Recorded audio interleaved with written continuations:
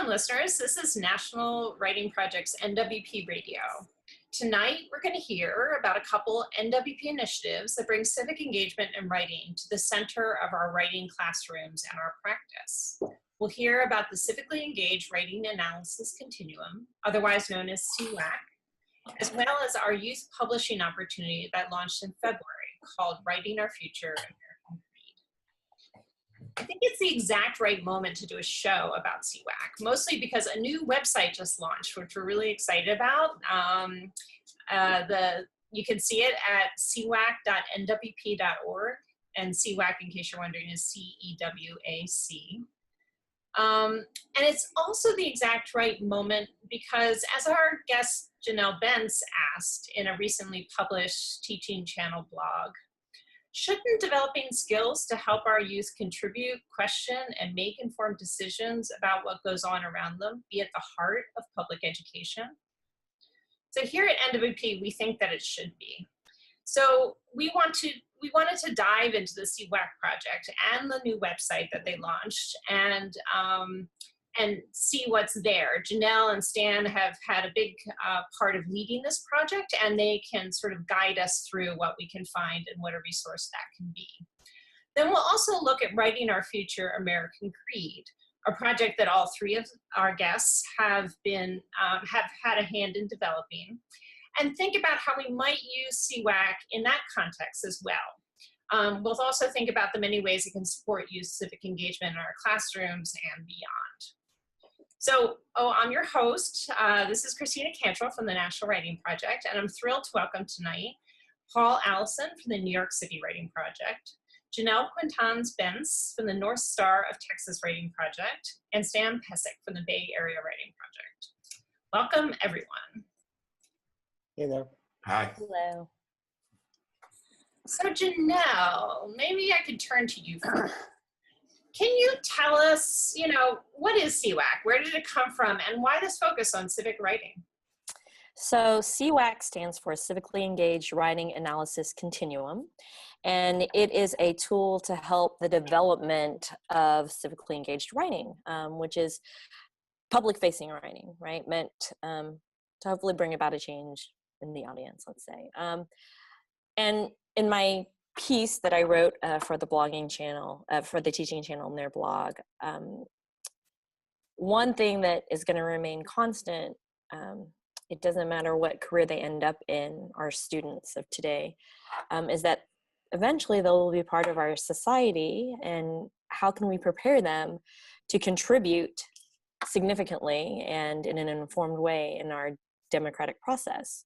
So we can't really just take for granted that they have the skills and the tools to, number one, find out how to become informed on these types of issues. Number two, how to engage in a discussion to find out more civilly, to make sure that they have all different sides of the sometimes polarizing issues. And number three, what to do once they have their opinion to advocate for change if need be. So to me, it really is at the heart of public education, because we do want to have graduates who are ready to engage into this civic activity. Yeah, it's really important. Paul and Stan, anything you want to add into that? Just that the Parkland kids, right, and the others there make it clear that it's not the future we're looking at. It's it's right now for kids too, right? As well. And I should say that CEWAC is an initiative. This tool is developed by National Writing Project, a partnership with the Writing Project, and then a grant also from the Spencer Foundation to help really encourage civic education and enhance, specifically our focus was the writing. Great. Stan, could you share a little bit about the kind of work you guys have been doing over the last little bit with CEWAC?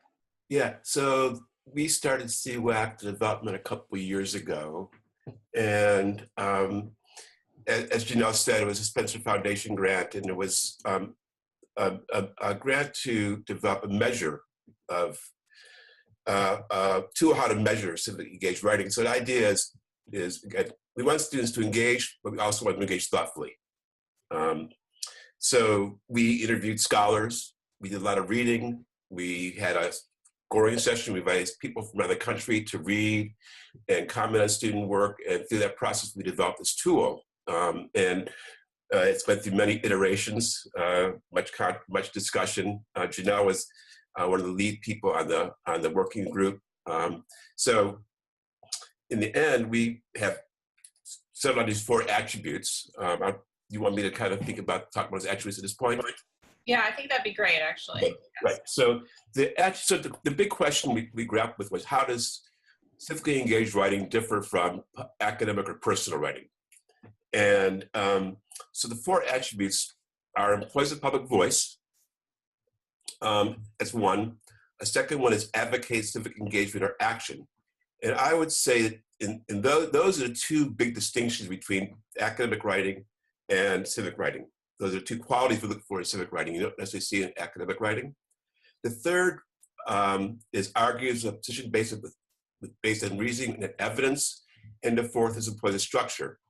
And the key thing about the argues position attribute is that in civic writing, personal experience matters in a way that's often not valued in academic writing. For example, civic engagement often starts with personal experience. You want to do stop sign in your neighborhood. You've had an encounter with the police. Anything along personal experience gets people going. And so that's an important piece of the civic writing, and also stories. So personal stories matter as well. Stan? Yeah. Can I ask, when you guys were having those conversations with the experts and debates with each other, was that obvious to everybody, or was that something that had to be emphasized by a few? Personal writing. Yeah. It wasn't. It wasn't so obvious from the start. As we began to talk to people and tease out this question of difference, because a lot of specific writing is also argumentative writing. And so how do you use evidence? What evidence matters? So those are the questions we started to grapple with. And the public voice attribute came later. It wasn't one of our initial ways of defining public civic writing, but it emerged because that's really about credibility. What makes my voice worth listening to? And that's at the center of that particular attribute.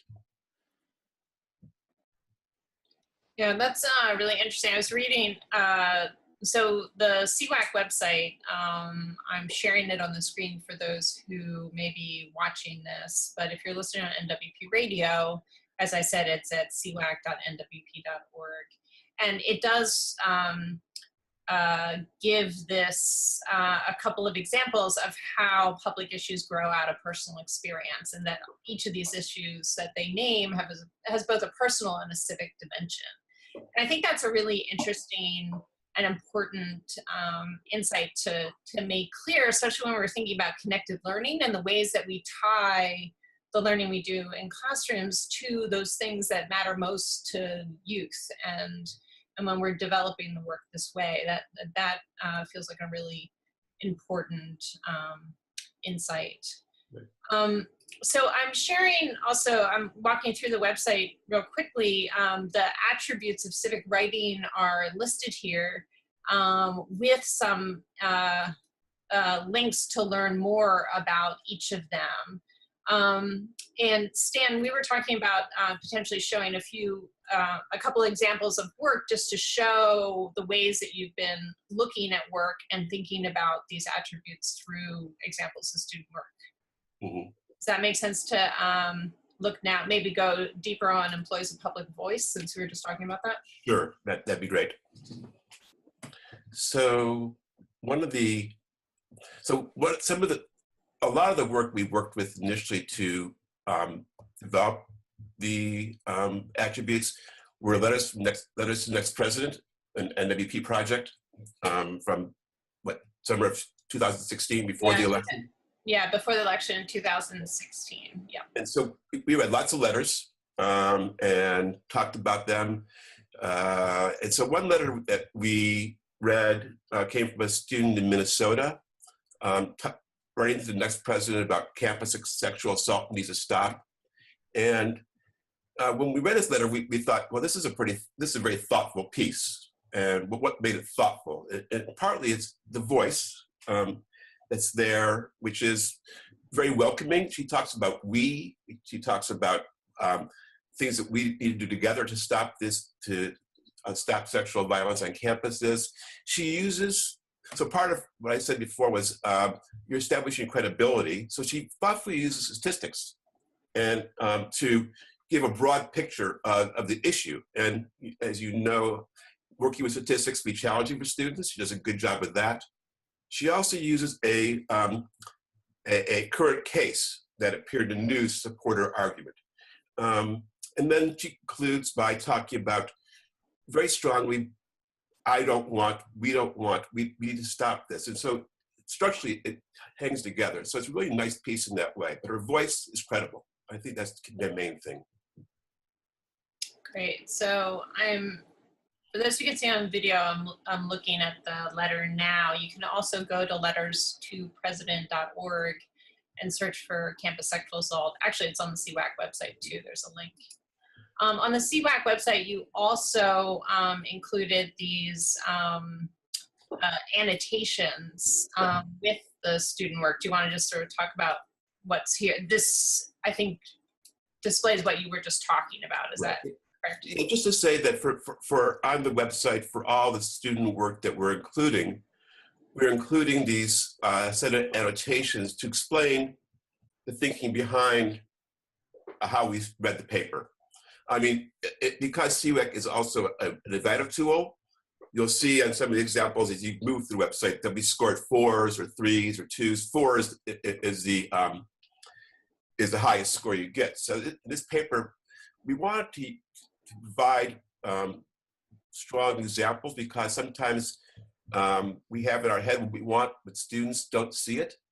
And so we want to make sure they understand what we're after and how to explain it to them. So that's why the annotations are important. I will also say that it's not just the students that don't see it. When we were really looking at a huge body of public-facing writing, looking at blogs and different things, when we saw one that, you know, unanimously that we agreed, oh, this is a powerful piece of public writing, a lot of us just said, well, we just know that it is, like, and we didn't. It really took us time to tease out and look at all the different attributes and say, well, no, this is what really proves that this is a 4, or this is where this writing can improve, or it, because so much of it is like, well, it's the whole piece, right? And so whereas something can be so successful academically, for example, in structure, they may be looking for a very clear structure. It may be even more formulaic a bit for a successful academic piece. But when we were talking about structure, it was very much, did it suit the purpose and actually make a successful call to action? So getting away from any type of formulaic writing and you know, like a 5-paragraph essay was probably not one that would score very high. So it was interesting to be able to tease that out and really have a discussion around this type of writing that in our heart we kind of knew what was effective, but then really being able to articulate and use this tool and find the examples of why was helpful. So having those same discussions with students would also allow them to see what to strive for in their writing. I'm also struck by how this is, the genre here is a letter, right? So it's also not, which is different than an academic essay or something like that, right? So, and this seems to, that structure of a letter, it also doesn't, it doesn't go on forever. It has, you know, you get the sense that it's succinct and directed towards its audience and all of that. So one thing that CEWAC helps us do, I think, is helps us think about the questions we need to ask ourselves, or writers need to ask themselves. They move from public, they move from academic or private writing to public. So who's my audience here? What kind of language would be credible? What do we need to know? These kind of things would help you think about, okay, how do I make my case? How do I get heard? I think that's a key part of the things students and teachers need to consider as they move from this personal and academic to public. Great. I think it's, sorry, real quick. I think it's important to note that, you know, when we are considering our public, and you hit upon it, Christina, that there is a brevity. You have to be concise, and you're only going to have a certain amount of time with public to hold their attention. But that doesn't mean that these writers did not do other academic writing prior to. They could have done a more traditional research paper, or definitely gone through a more traditional process of finding out and becoming more informed on these issues. But to really make that message accessible and meaningful for their targeted audience, it had to fit, you know, as, you know, I'm not going to sit and read, you know, paper, you know, pages and pages and pages. I can't, there's only so much that I can scroll down. So and that was it. I think that's an important thing too, is that these may be the end products, they may not be, but the more academic writing and process may have come before, after, probably circular also, because they inform one another. Right. It's just to add to that because credibility often relies on what you know. So behind this is our research skills and writing skills that students learn in class. So civic writing is something you can teach. It's not something you kids just know. It has to be taught. And I think another piece that was so different in the employees' public voice is that although this public writing is meant for a specific call to action, maybe it's even just, you know, informing, or, you know, maybe they want to persuade their audience or their readers to just reconsider, you know, what their current state of thinking is on a topic versus, you know, theirs. But whatever that may be, that part of high quality, civically engaged writing is leaving the discussion open and inviting in other voices. So there is a line in the employee's public voice that says, you know, it's inviting and encouraging civic discourse. That's different from a lot of academic writing, because it's pretty much this, I'm going to write about this, and, you know, right. A lot of times it's.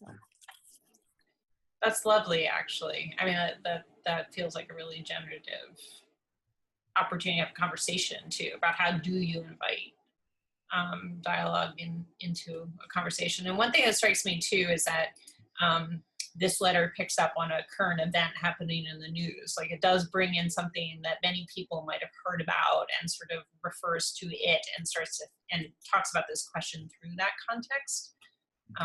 So great.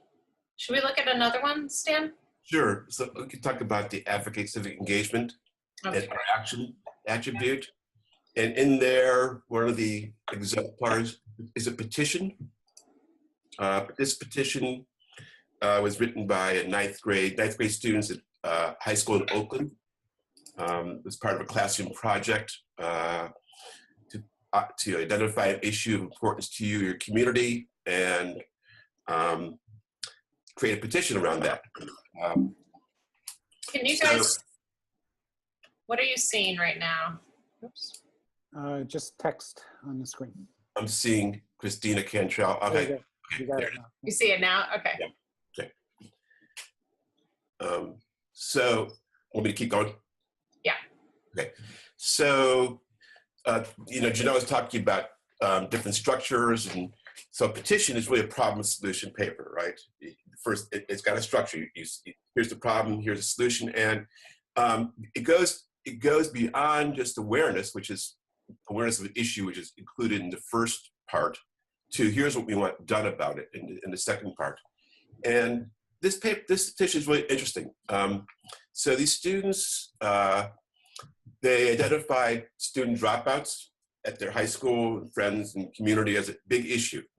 They're writing the school superintendent. They talk about the reasons for dropouts. They talk about kids being living in poverty, encountering violence and drugs in their neighborhoods.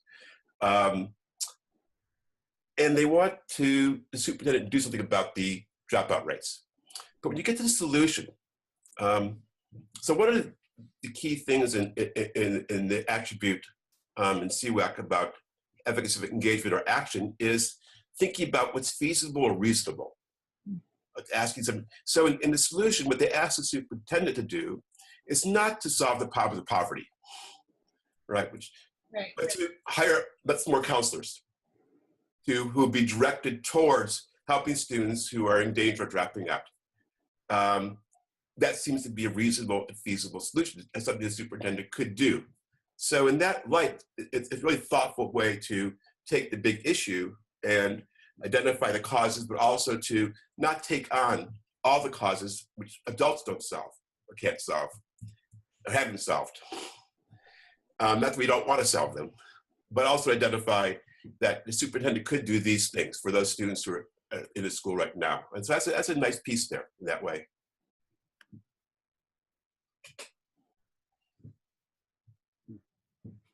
I'm just looking at it now. And was this a real petition that was circulated to? Do we know that? Yeah, so they did circulate petitions. They got signatures. I don't know if they ever got any response from the superintendent or not. Mm-hmm.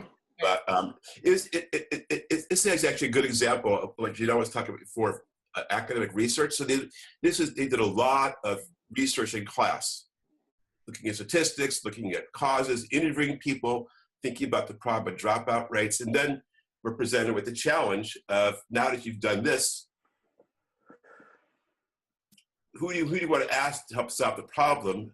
What do you want them to do? How can you gather signatures? Both, how can you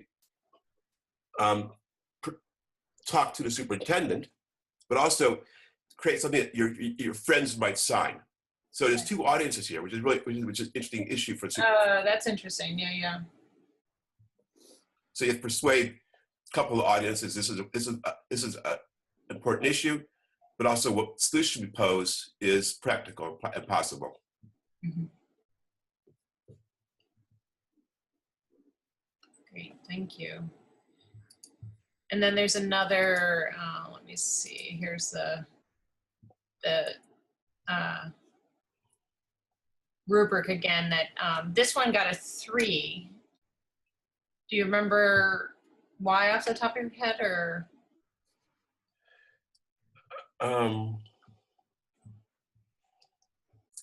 Not off the top of my head. Okay, that's fine.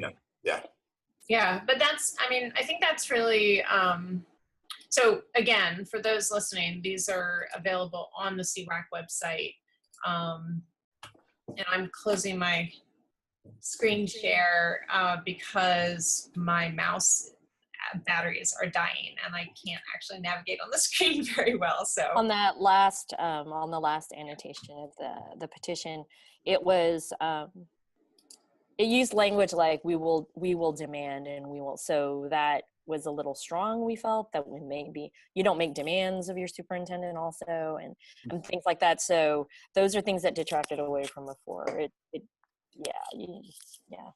don't know. I mean, you guys might demand on your superintendent, but it doesn't happen in Texas. So yeah, but that's just such an interesting conversation to have too, right? So well, and that's the thing, is that we saw beautifully written pieces, very powerful. They were clearly informed and they used a balance of evidence from research of articles and things like that, and personal experiences in various letters and things like that.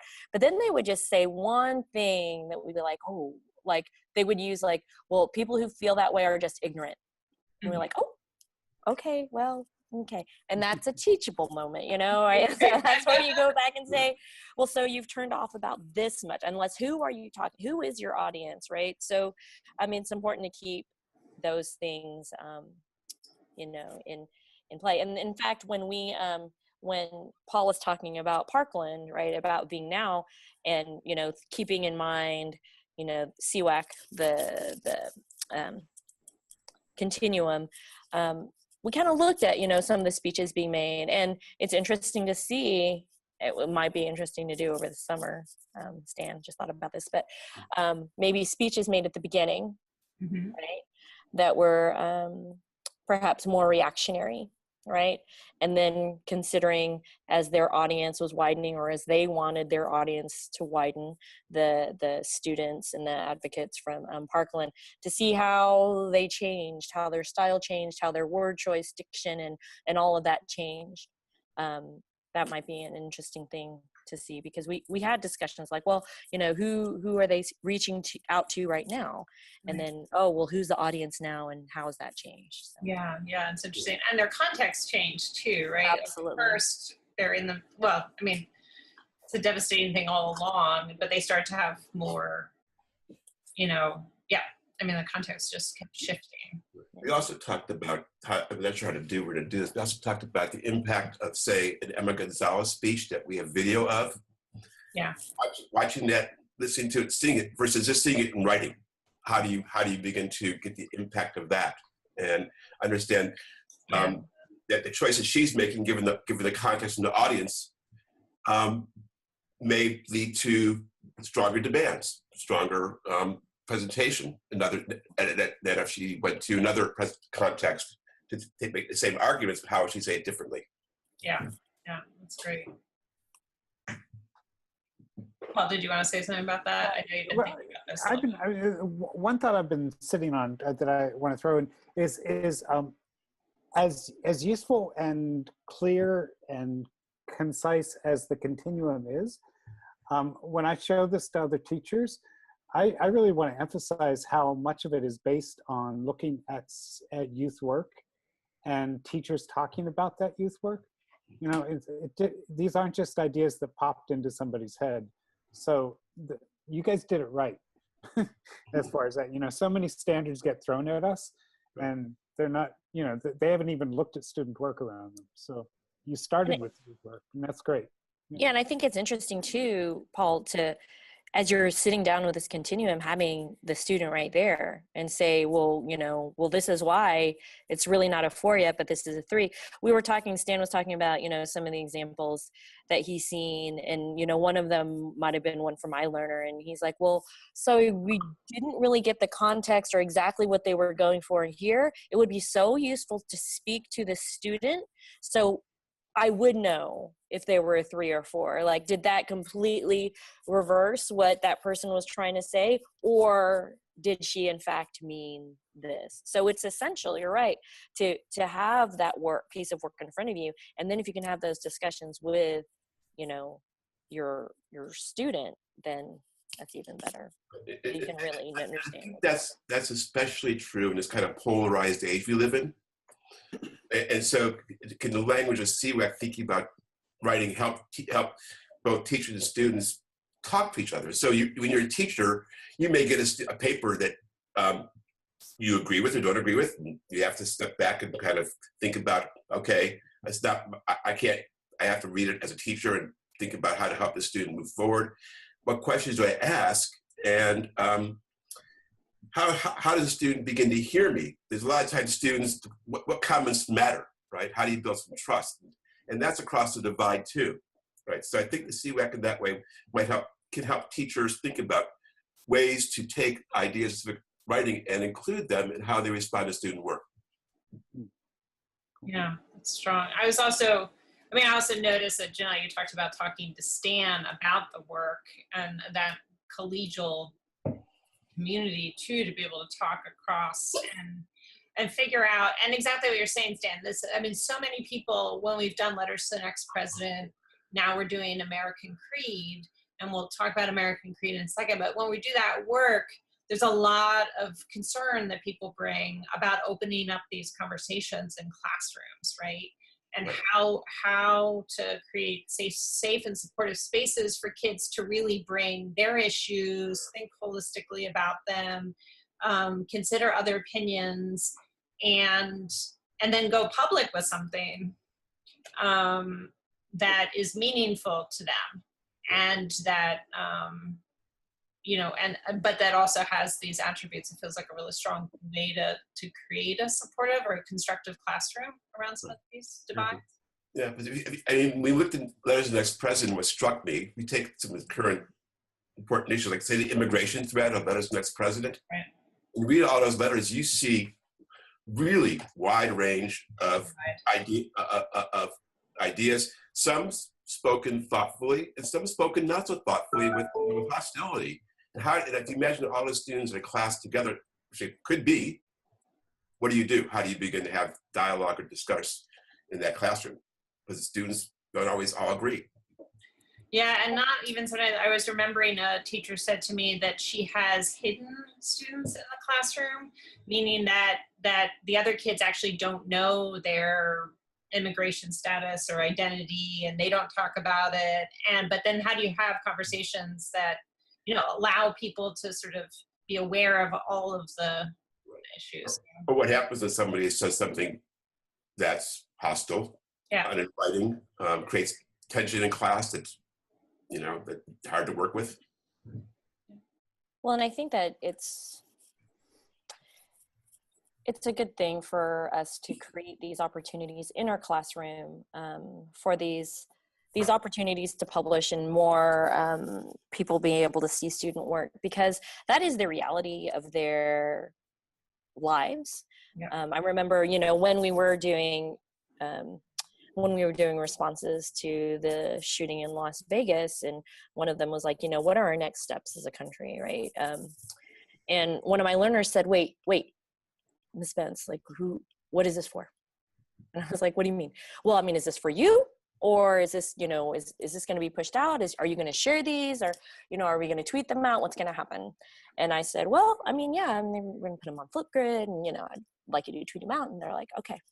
Well, that's gonna shape what I say and how because everyone's gonna see this and everyone can come back. I was like, yes, it's true. But when did we really have to, when did I have to think about that? When I was, younger and in school. But I think that is another dimension to add in our classrooms. And how can we prepare them to think that way and know that, there are other people looking at their thoughts and ideas, and what does that mean? So I know that, thank you. This is all, every time I talk with you guys about this, I think it's more and more fascinating. I know that you are working to develop some resources for educators about how they might use CEWAC in the classroom.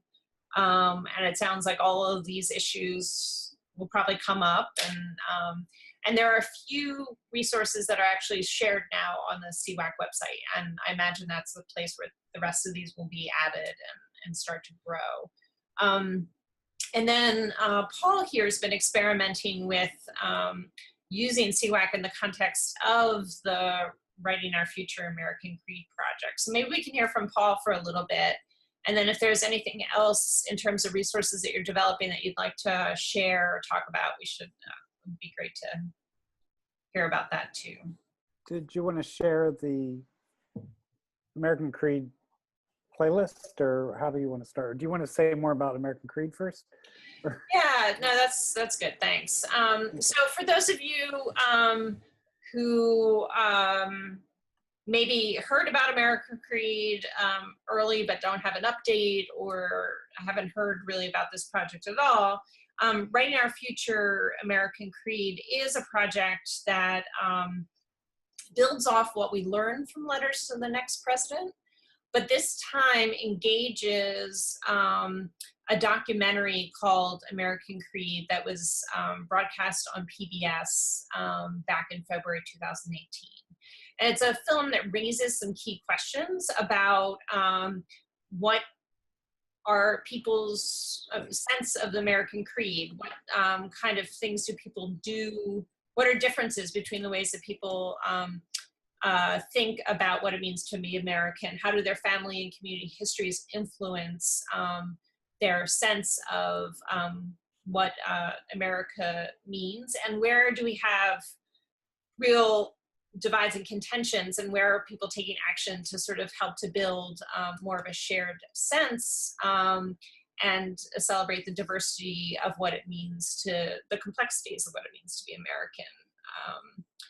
So this documentary raises a set of key questions, and we invited youth around the country in connection to their teachers to write responses. So we have 5 key writing prompts that youth can engage with, and we have a site, a publishing site, where they can publish their final work.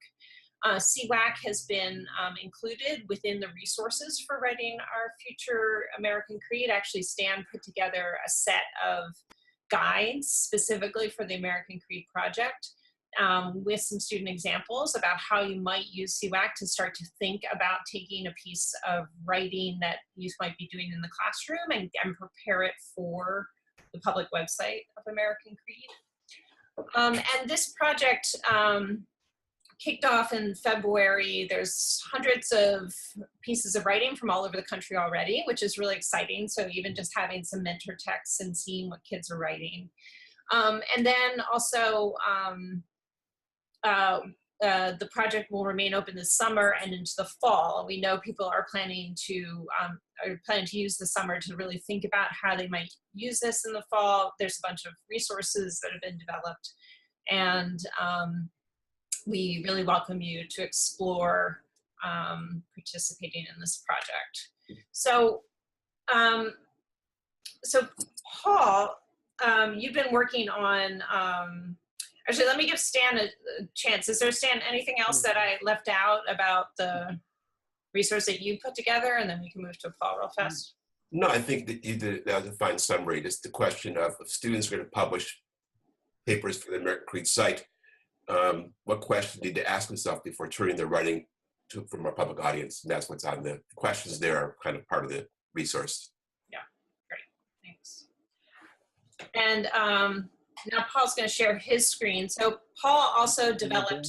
Am I doing that yet or not? I can't tell. Well, we can see your whole desktop right now. Oh, okay. Now we can see the American Creed website. I mean, now we can see the playlist. Okay. So there's like context within context, and so we're not going to be able to do everything. But a playlist, and Janelle, actually, one of your playlists is about poetry and taking an issue that's really important to you and turn it into a poem. And I think yours has like 8 quick XPs. An XP is an experience to do, right? We're totally trying to figure out how to put online curriculum that youth can do and kind of get engaged by it. And it's still an experiment.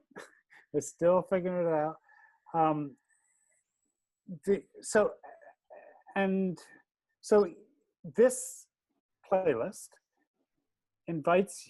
is based on Dawn Reed's work up in Michigan. And it kind of just follows her curriculum. It invites youth to, I won't go through each one of these, and great, I'm logged off. That's okay. Hold on. Just take a minute. Here's what I want to say about it. What I want to say is that each of these playlists ends up in a badge. Youth get a badge. And what criteria to put in that badge is tricky and interesting. And we have not been very good at, I have not been very good at figuring out how to make it real, how to think about, okay, what are the criteria we're going to use to assess the work that the youth have put up for each of those XPs. But it seemed kind of obvious for us, so this is the badge for that one.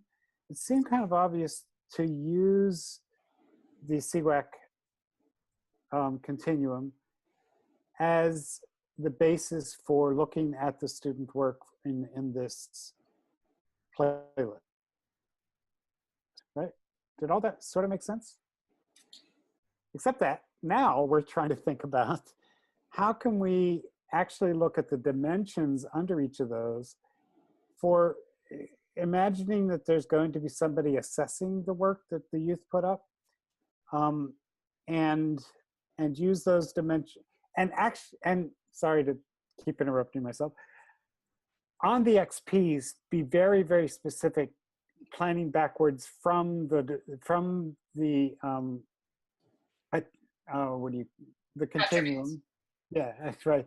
So either the dimensions or whatever, some of the language from the continuum, how can we be very specific in the XPs asking youth to do the stuff that we want them, that we're going to evaluate them on? So in short, just to say what CEWAC has really helped us think about is getting real with the expectations that we're putting into the badge. And then these, you know, we're hoping that that will make it really clear with what the youth should be doing. But worth saying, and putting up there as a question back to you all, is some of the things we ask youth to do aren't necessarily formal finished pieces. So we're trying to figure out how the whole thing, like finishing all the 4 of the XPs, can meet the criteria of the CEWAC kind of work, but not necessarily each individual thing would do that. So I think that. So you can tell I'm in the middle of this, right? Sorry. Yeah. So for people listening, just to give a little bit of context, the playlist is available also as one of the resources on the CEWAC site, and then and also it's at the American Creed, the Writing Our Future American Creed site, so you can check it out. And it, as Paul said, it's very much an experiment, and we're trying to push this idea. These XPs or activities that we ask youth to do right now are based on Dawn's curriculum. But if you start to then map backwards from the assessment, if you use CEWAC as the assessment, and then you start to map backwards, you realize, oh, we didn't really talk specifically about that, or we could make that stronger or whatever. So you can really see the instructional implications. Is that a fair way to say it, Paul? That's perfect. Yeah. Yeah. And then, yeah, this question of sometimes the instructions are needed for certain things. If it's a work in progress or whatever, there might be different attributes or definitions to include. So, I mean, I almost think that I'm glad we're having this talk, because it might be something cool to do before work in the summer. Ideally what would happen is to have whoever's participating in those XPs to maybe choose an attribute where they would like to do work, maybe like where they would like to see growth in that particular XP, and then really focus in maybe on that attribute, and then ask for feedback, you know, maybe from someone else or whatever. But if before the school year ends, which I don't know, maybe it's possible, annotating a piece of the writing maybe that Dawn had, and then she could do similar annotations to what Stan and I did for some of the anchor papers and exemplars or whatever that we used for CEWAC, but then also maybe capturing a video feedback, you know, session of like, oh, okay, so this, and then seeing really what that's like, and then letting the participants, the youth who are doing the XPs, know, hey, it doesn't have to be everything all at once. And that's what we were saying, you know, even with CEWAC, you know, 4 doesn't have to be perfect, but what it has to be is like, okay, are you on the road? Are you getting there? Are you making your point? Is it, so maybe that's one of the ways, or at least a super interesting way, because I know that kids, once they embrace that idea of iteration and they see their writing and their work as being that growth is valued, that maybe that's one way that they could earn those badges, is by submitting that request and then maybe doing another iteration of their work, responding to that feedback, maybe. And I would add, I mean, Paul talks about looking to the end product, but also it's on that, it seems to me that CEWAC becomes a teaching tool at that point. Mm-hmm. And so we wouldn't want to assess students or evaluate students on qualities they weren't aware of they're having to get to, right? So if they're aware of public voice, and here's the qualities, that can they get to it? But to evaluate them if you weren't having a conversation in class wouldn't be that productive. Mm-hmm. Yeah. Yeah. That's all really helpful. I mean, I didn't have a quick response there. Okay. Yeah. So this is a real, you know, these are real things, right? We're working on these resources. So some of them are teacher facing, and this is also like thinking about some youth facing resources that could be surfaced through making playlists. So so this is an exciting opportunity. And I know that Stan and Janelle will be at a resource development retreat this summer to sort of pull together some of this work. And so we will be featuring that at both the CEWAC website and the Writing Our Future website. Janelle, I know that in your classroom, you've also been thinking a lot about media making in this work. And I was wondering if you could sort of talk about that and what, you know, in what ways does this support sort of more than just composing with text and thinking about, you mentioned even Twitter and putting things out on the web and video and all that. So curious. Right. Well, I think too that, you know, when Stan and Linda Friedrich were choosing examples of the public pieces, so much of the public pieces that are published and are accessible are not just written, right? Yeah. A lot of them have pictures accompanying them. A lot of them have videos and things like that. So you also have to think about the different forms of media, and does that serve the purpose of, you know, what's trying to be achieved of that call to action, even if the writing itself is that call to action. So, you know, we talked about using the tool, and even when we've presented, you know, at the annual meeting and things like that, people are like, oh, I would love to use this for my video class or, you know, my media class, because they need a tool to really make sure that they know who's your audience. Really look at that. What message do you want? Is the length appropriate? Are you being inclusive in who, you know, who will be viewing this and things like that. So I think that is definitely something that I would enjoy exploring. But also, I mean, kids naturally think of that. Like one of the topics that one of my learners wanted to explore for her video for this project that we're currently in is, you know, is even art. Once you create art and it's for a public purpose, like for example, what is the difference in creating a memorial statue versus, you know, a response that you make personally for yourself, just to, you know, as something cathartic? Like, what is the difference? You know, Yeah, we need to powerful. consider that. Yeah, and we need to consider that. And I think that using tools like CEWAC will help to really ramp up that creativity, but then, you know, really help those artists, the writers and filmmakers and music makers have more success in achieving their goals through their media. Yeah. And I was thinking that how we really probably need the network as a whole to help us with some of that. And for example, right now in Charlottesville, there's a group of teachers working with students to think about the role of memorials and develop their own memorials. So what an interesting project to use this continuum to support even looking at the student work that they develop out together. And such an important public issue in the public sphere right now, you know, so to have that sort of youth voice and then to really think about how that was supported during the year and the ways that they were able to go public with their work. So if we think about this network wide together and the resources we could pull together, I think that would be really powerful. I think that working on CEWAC as a whole has definitely helped me reframe things that are happening in my class. I've always tried to make more global, like opportunities awareness, you know, you're this global citizen, but with CEWAC really focusing on, you know, what is your evidence, and remembering that personal experiences are credible, you know, pieces of evidence to prove your point.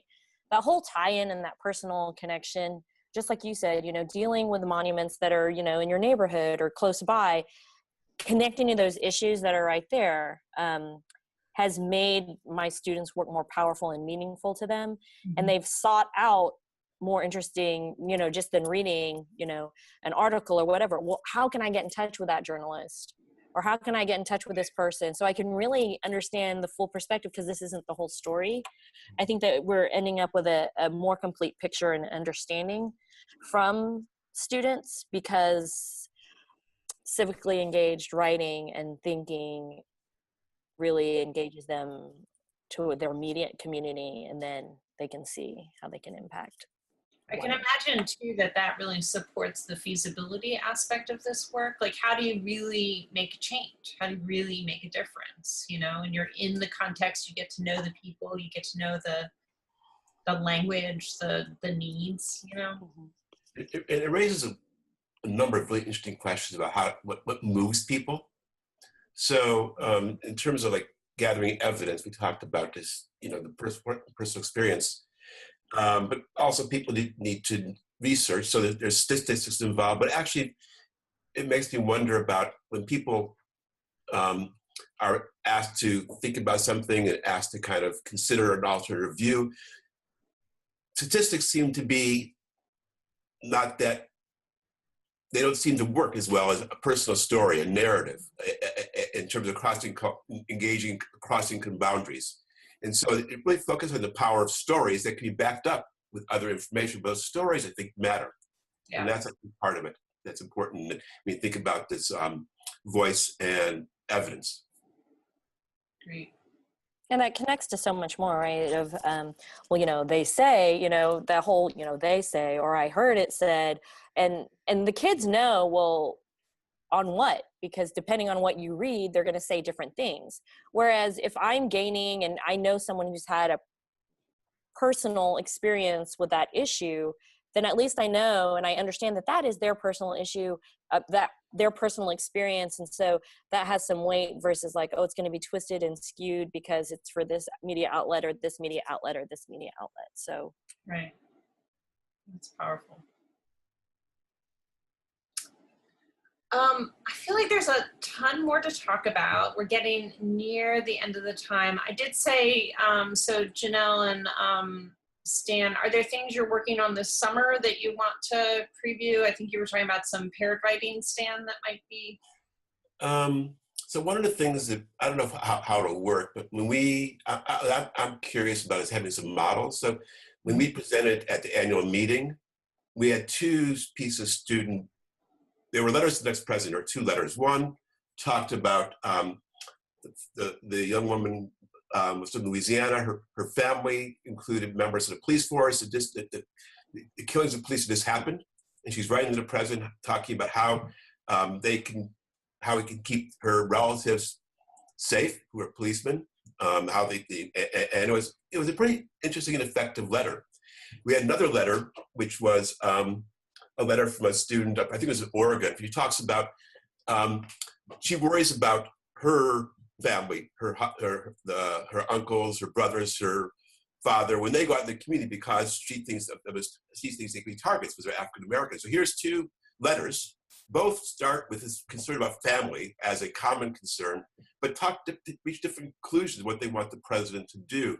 And so we asked teachers who are people at the meeting, to use CEWAC to either do one of two things: write a response to one of the students to talk about what they did, how they did it, what they could do differently if they were to revise and refine their paper, or to try to take on the identity of one of the students, and write a response to the other student using the CEWAC as a guide.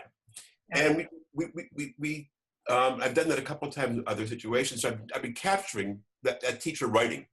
So example is a teacher writing using CEWAC either to respond to students or to imagine how students respond back together, and somehow use that as a resource that would see how CEWAC can apply in those situations.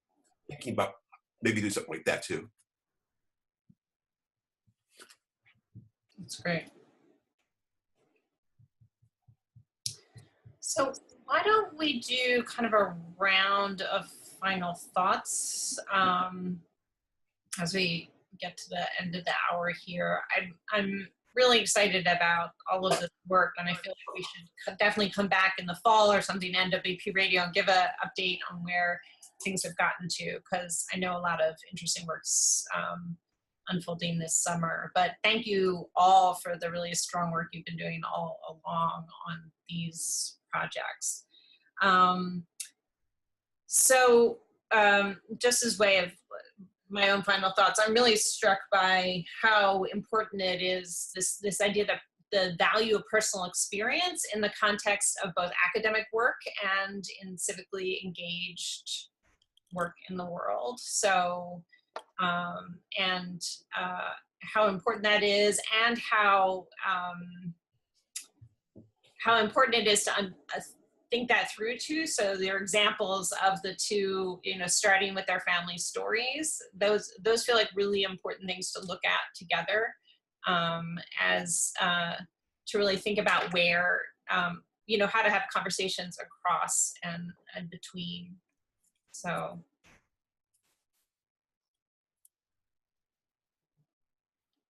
Their final thoughts? I have a final question. So one of the things that I think is fascinating right now in our world is how public intellectuals don't just put one thing out there, right? So that when you see Ta-Nehisi Coates' blog post, you kind of know what else he did before that and what he's going to do next. And so I'm really interested to see how CEWAC might be a way to trace a body of work a young person does. Having said that, when you look at the petition that you showed, you can see the implied action around that petition. So I think we can look at one piece of work and see the implied action, but I think both of those things are really interesting. Was that a question? It's great, whatever it is. I'm just so excited to see so much work, so much thought, so many resources being dedicated to this type of writing and this type of thinking for our students, because it speaks to them and it motivates them, and it definitely responds to what they're going through now. But then also, hopefully it'll make them engage, and we won't have this apathy that's been horrible. Maybe they'll begin to have more faith in our institutions if they understand exactly how they can go about changing it. And for me, I'm really excited to see that CEWAC is being used, like Paul's taking ideas and applying it to the playlist. And it can be used, or people are thinking about how to use it in their own context, because it's a tool, and without being applied or connected by teachers or educators to a context, then it just sits there. But when it becomes connected to something actually going on and can help inform that work, that's really exciting. Great. Well, thank you all very much for coming and talking about this work tonight on NWP Radio. As I said, I think we need to do a next round, come back and maybe hear from other educators too about the ways that they're using it, maybe some kids even. So I think that would be great. And just to remind our listeners that the Civically Engaged Writing Analysis Continuum can be found at CEWAC.nwp.org. And then Writing Our Future American Creed is at writingourfuture.nwp.org/American Creed. So thank you all for joining us here at NWP Radio, and have a great evening. You too. Thanks a lot. Thank you. Bye-bye.